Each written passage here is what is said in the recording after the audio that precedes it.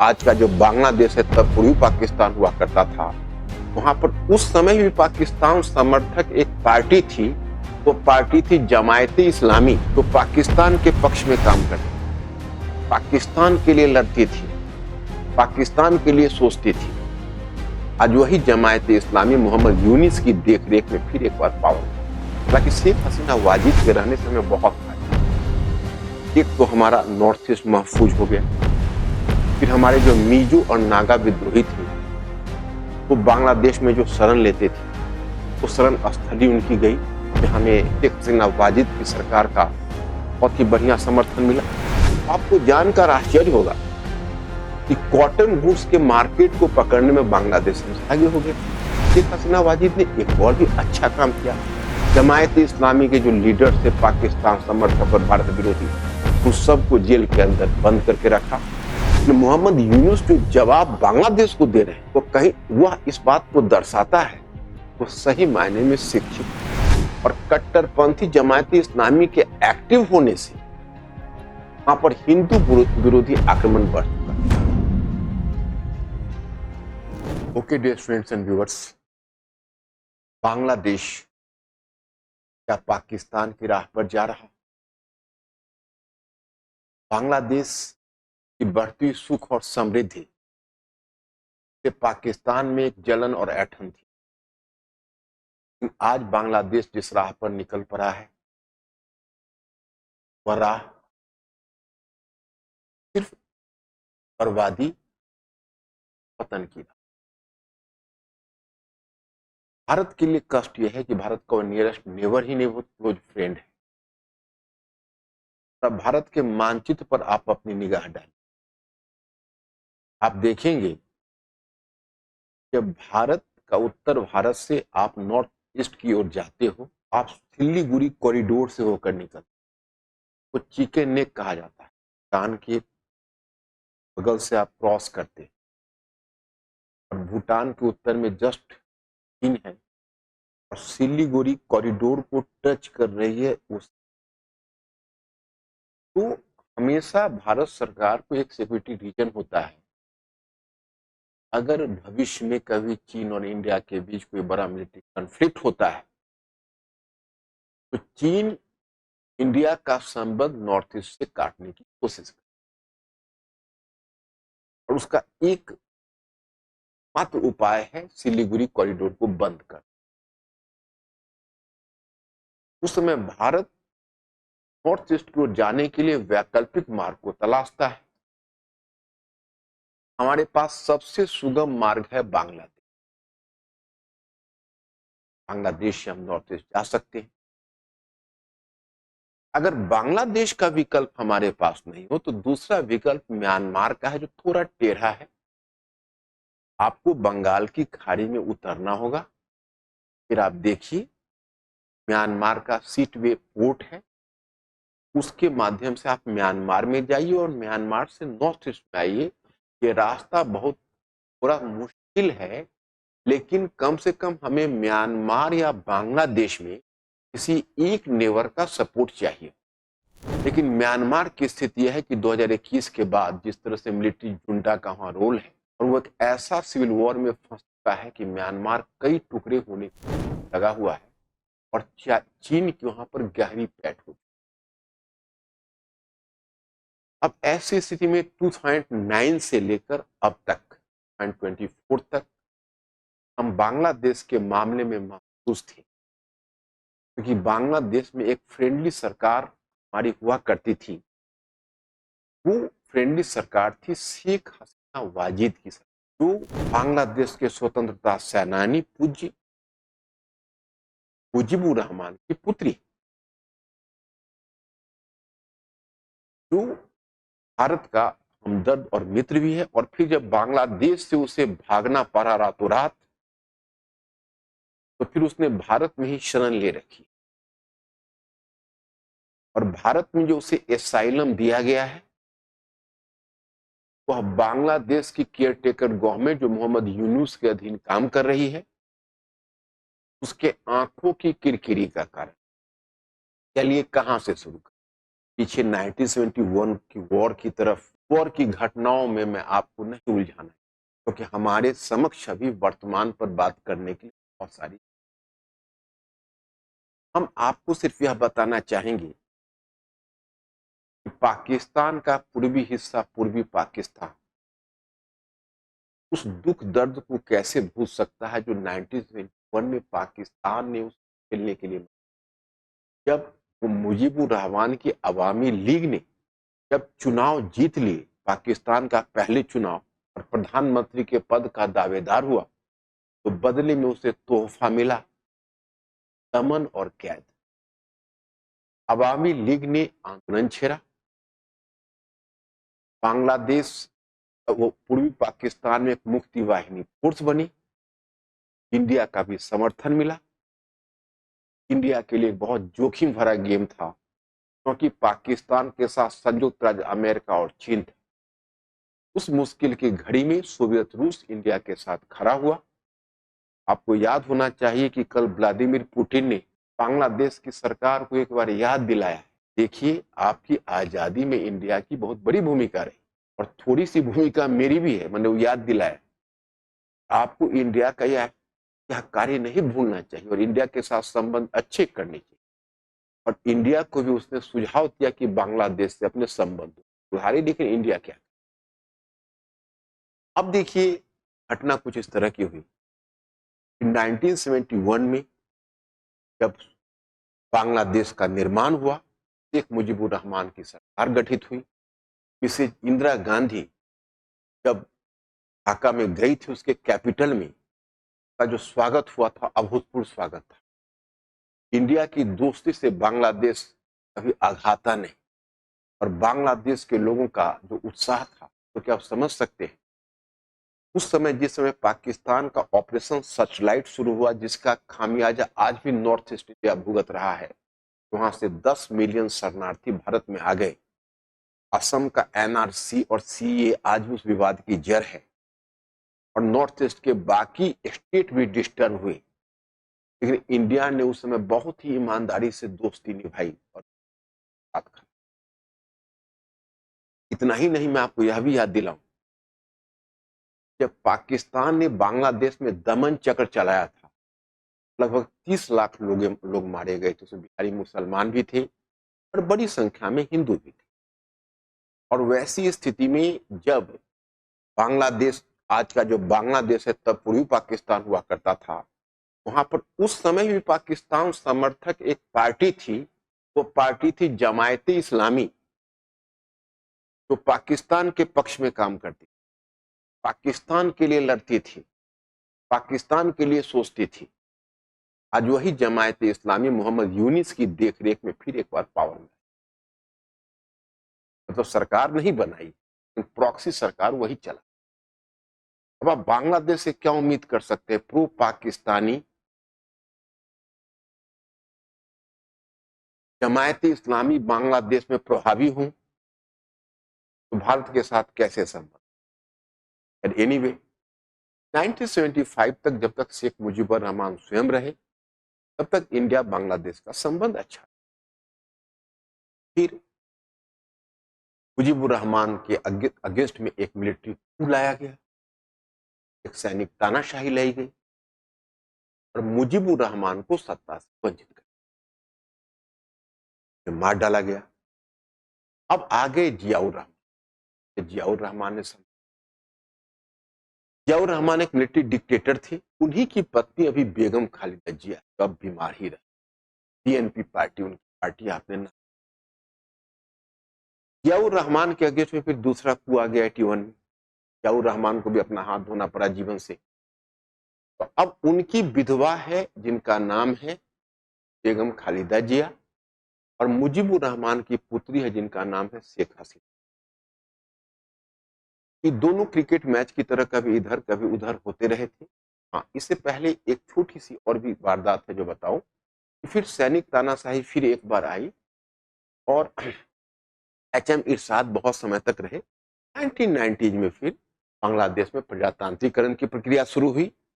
तो पार्टियां सक्रिय हुई, अवामी लीग और बांग्लादेश नेशनलिस्ट पार्टी, बीएनपी बोलते हैं, ये दोनों पार्टियां चुनाव लड़।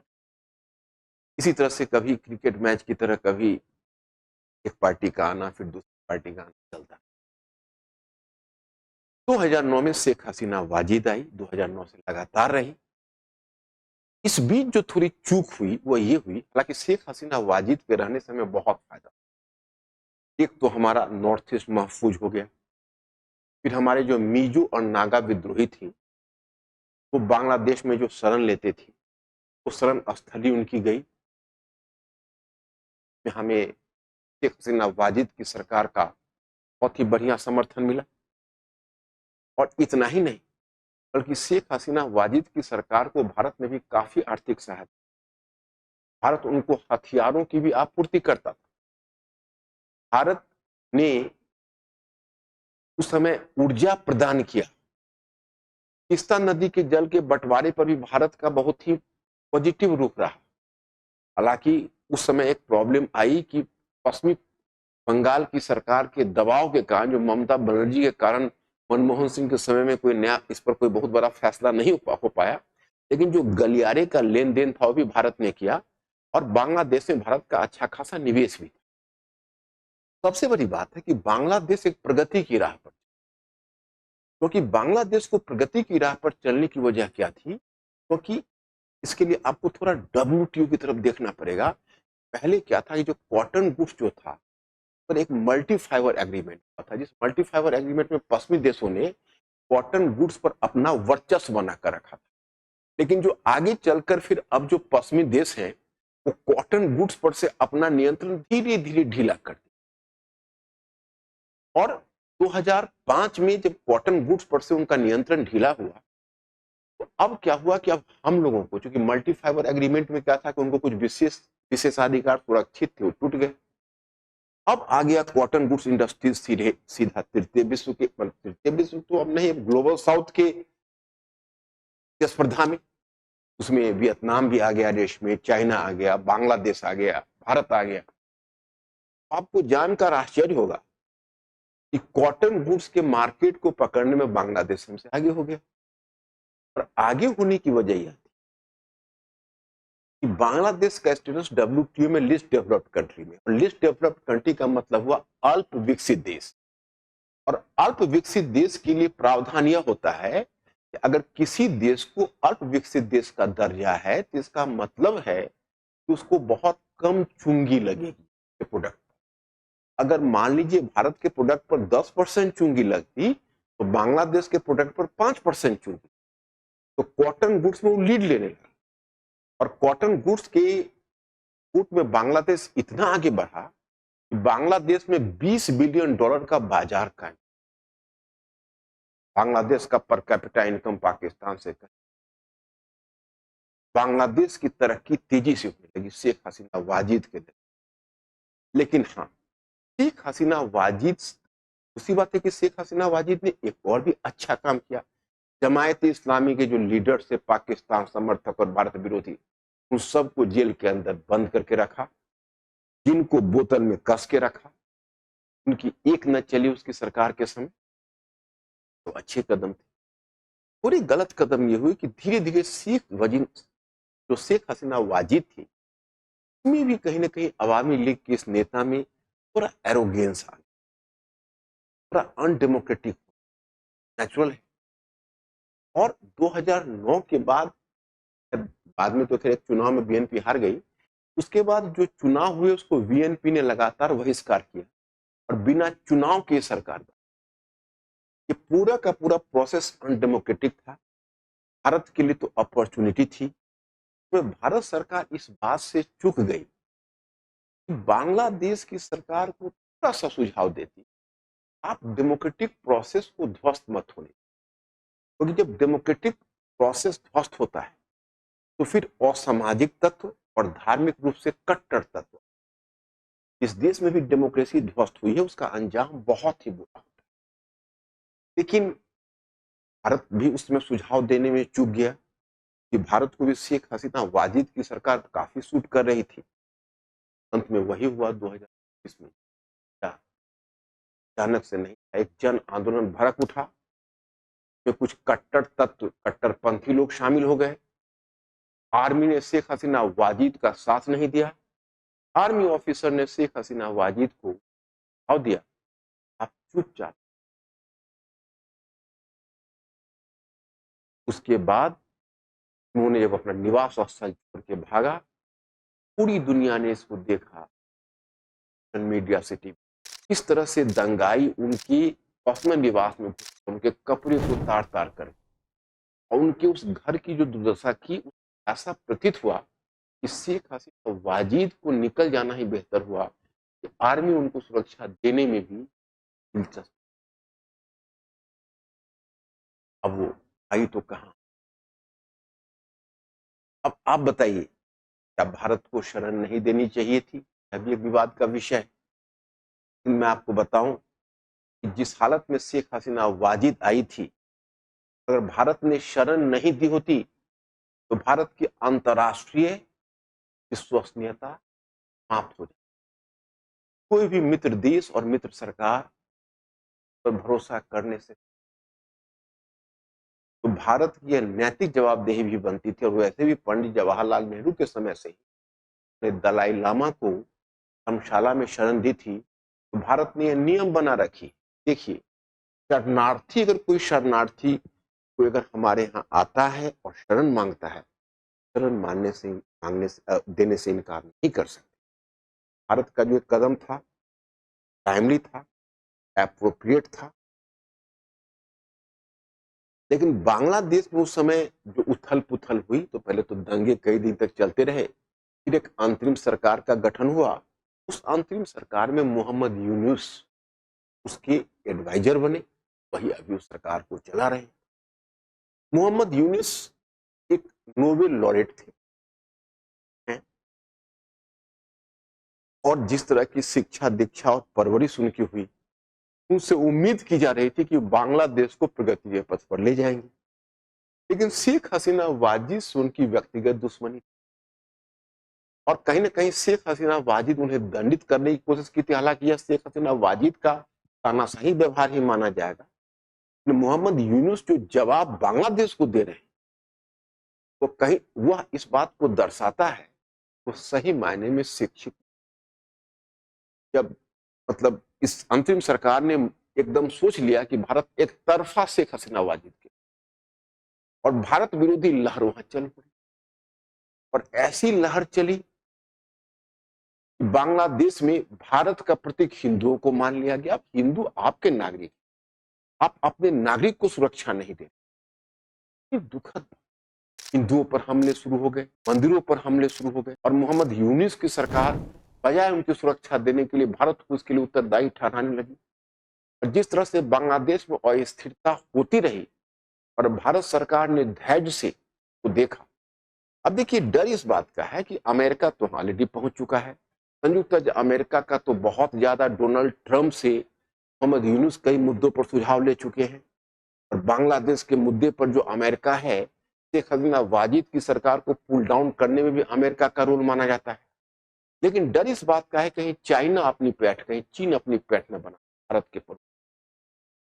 अभी हाल में घटना क्या हुई है कि मोहम्मद यूनुस ने जमायती इस्लामी की जो कट्टरपंथी उसको छोड़ दिए, और कट्टरपंथी जमायती इस्लामी के एक्टिव होने से वहां पर हिंदू विरोधी आक्रमण बढ़ चुका है। पाकिस्तान समर्थक नारे लगाए, और मुजीबुर रहमान को अब स्वतंत्रता सेनानी से भी हटा दिया गया है। 1971 के उस स्वतंत्रता आंदोलन को स्वतंत्रता आंदोलन की संज्ञा नहीं दी जा रही है। जमायती इस्लामी उसको पाकिस्तान बांग्लादेश को बनाना चाहता है। यासिर मुनीर जो फील्ड मार्शल अभी पाकिस्तान के हैं, उनकी पैठ भी काफी बांग्लादेश में बढ़ गई है। पाकिस्तान की आर्मी भी एक दो बार जा चुकी है वहां पर। तो इस तरह का जो माहौल है वो भारत के लिए वास्तव में एक बहुत बड़ी चुनौती बनकर उभर रही। और अभी जो हाल में जो घटना हुई, तो कल की पिछले सप्ताह से आप देख रहे हैं जो बांग्लादेश में जो लहर चल रही है, जो समस्या आ रही है, वो ये आ रही है तो जमायती इस्लामी की जो एक दो संगठन है, छात्रों के संगठन, एक एनएसपी, एनसीपी, एनसीपी यानी नेशनल सिटीजन्स पार्टी, और एक इनकलाब पार्टी, इसकी जो नेता हैं वो जमायती इस्लामी के प्रभाव में है, पूर्व पाकिस्तानी और एंटी। उन्हीं में एक नेता थे उस्मान हादी। उसने अचानक वहां दंगे छेड़ दिए थे अवामी लीग के विरुद्ध, उसके ऑफिस के विरुद्ध, जबकि अवामी लीग को मोहम्मद यूनुस ने बैन करके रखा हुआ है और फिर भी इल्जाम लगाया जा रहा है अवामी लीग पर ही इसका। अचानक से एक किसी अनजान गनमैन ने उस्मान हादी को निशाना दिया। आगे वो पकड़ा नहीं गया, लेकिन यह आरोप लगा, यह मर्डर भारत ने इस एसएस ने। और फिर इसी मुद्दे पर वहां हिंदुओं को, एक हिंदू को निर्ममता पूर्वक पेड़ से लटका के जिस तरह से मारा गया और कई हिंदुओं पर हमले हुए, तो भारत का भी यहाँ पर, भारत के नागरिक के भी धैर्य जवाब दे गए। और यहाँ पर दिल्ली में आखिर बांग्लादेश के दूतावास से लेकर प्रदर्शन शुरू हुआ और पंजाब और कई प्रांतों में प्रदर्शन भारत में चल रहा है और बांग्लादेश की इस कुकृत्य पर मोहम्मद यूनुस की आलोचना की जा रही है। और ये भारत के लिए वाकई में एक परीक्षा है। आप ही बताइए, एक सिटीजन ऑफ इंडिया होने के नाते कि भारत का क्या रूप होगा। इस स्थिति में कोई भी कूटनीतिक और राजनीतिक विशेषज्ञ यही सुझाव देगा कि भारत को धैर्य से काम लेना है। फरवरी 2026 में चुनाव की घोषणा हुई है। उस चुनाव से हम अधिक उम्मीद नहीं कर सकते, क्योंकि वह चुनाव निष्पक्ष होगा, इस पर पूरा शक है। अगर चुनाव निष्पक्ष हो तो अभी बीएनपी पार्टी, बेगम खालिदा जिया की जीत होगी। लेकिन चुनाव निष्पक्ष नहीं होगा। अगर बीएनपी पार्टी की सरकार भी बनती तो अभी हमारे लिए सांत्वना थी। हालांकि बीएनपी पार्टी और बेगम खालिदा जिया भारत विरोधी है, लेकिन संभव तो उतनी विरोधी नहीं जितना जमायती इस्लामी। जमायती इस्लामी की तरह कम से कम वैसी कट्टरपंथी नहीं। अगर उसकी भी सरकार बन जाती तो गनीमत थी, क्योंकि एक प्रजातांत्रिक प्रक्रिया तो बहाल हो जाती। लेकिन इसके आसार कम नजर आ रहे हैं और उम्मीद है कि इस हुल्लड़बाजी के बाद एक जनमत संग्रह होगा और जनमत संग्रह के आधार पर एक नया संविधान लाया जाएगा, जिसमें बांग्लादेश को कहीं इस्लामी स्टेट घोषित करने का प्रयास होगा। तो भारत को भी धैर्य से काम लेना है, कूटनीतिक प्रक्रिया को खुला रखना है, अंतर्राष्ट्रीय माहौल को इस तरह से प्रभावित करना है तो बांग्लादेश की प्रजातांत्रिक प्रक्रिया को बहाल करने में अंतर्राष्ट्रीय समुदाय इसमें अपनी दिलचस्पी दिखाए। भारत को सीधा हस्तक्षेप से बचना है, यही भारत के लिए बेस्ट कोर्स ऑफ एक्शन है। एक समय था कि श्रीलंका के मामले में हमें धैर्य रखकर प्रतीक्षा करनी पड़ी थी। आज श्रीलंका के साथ हमारे संबंध सुधर चुके हैं। नेपाल का जो भारत विरोधी रुख था वह भी दिन अब लगता है लद गए। नेपाल के साथ भी बहुत तक हमारे संबंध, हमने श्रीलंका और नेपाल से तो संबंध हारे, लेकिन हमारा सबसे अभिन्न मित्र ही आज इस स्थिति, इस मुकाम पर पहुंच चुका है, जो भारत की विदेश नीति के लिए बड़ी चुनौती बना हुआ है। लेकिन हम एक भविष्य की फिर भी कल्पना कर रहे हैं। बांग्लादेश में गुड सेंस प्रिवेल करेगा, प्रजातांत्रिक प्रक्रिया बहाल होगी, हर कुछ। इसी आशावाद के साथ थैंक यू। डियर स्टूडेंट्स, हमारे चैनल को लाइक, शेयर, सब्सक्राइब करें और अपनी तैयारी को और बेहतर बनाएं।